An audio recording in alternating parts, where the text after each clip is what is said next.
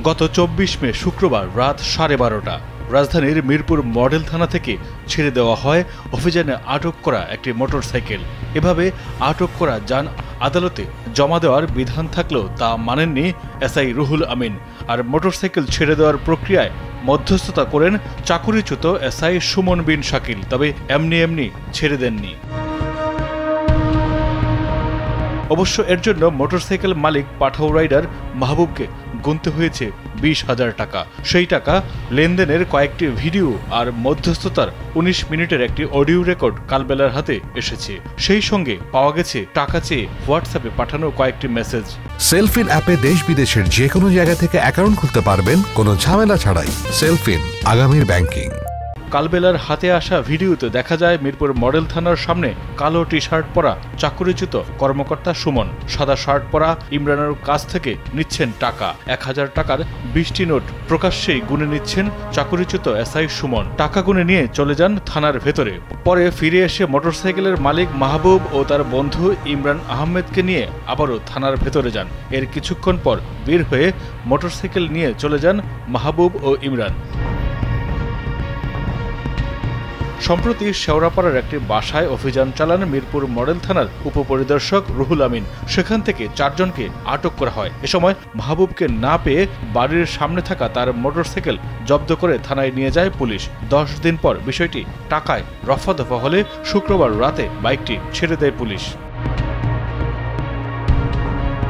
মোটরসাইকেলের মালিক মাহবুব হোসেন কালবেলাকে বলেন, এসআই রুহুল আমিনের সাথে যোগাযোগ করা হলে এক আইনজীবীকে 10,000 টাকা দিতে বলেন। পরে আরও 50,000 টাকা দাবি করেন এসআই রুহুল আমিন। এর মধ্যে এসআই সুমন 20,000 টাকায় সমাধানের আশ্বাস দিলে তার হাতে তুলে দেন আরও 20,000 টাকা। কালবেলার হাতে আসা কয়েকটি হোয়াটসঅ্যাপ মেসেজে দেখা যায় ভুক্তভোগী এসআই সুমনকে একটি হোয়াটসঅ্যাপে মোটরসাইকেলের ছবি পাঠান।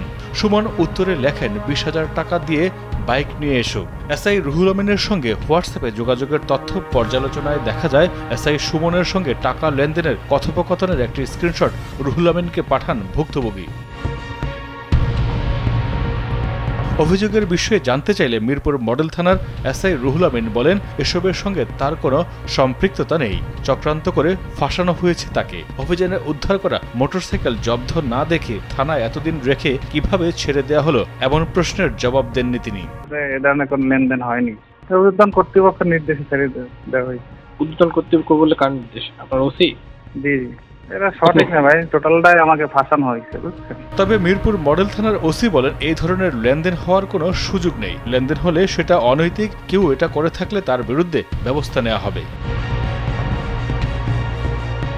খোঁজ নিয়ে জানা গেছে, একসময় পুলিশে চাকরি করলেও মাদক সেবন ও শৃঙ্খলা ভঙ্গের দায়ে চাকরিচ্যুত হয়েছেন এসআই সুমন। তবে বর্তমানে তিনি পুলিশ পরিচয়ে বিভিন্ন থানায় দালালি করেন। অভিযোগের বিষয়ে জানতে চাইলে তিলে বেগুনে জ্বলে ওঠেন চাকরিচ্যুত এসআই সুমন বিন শাকিল।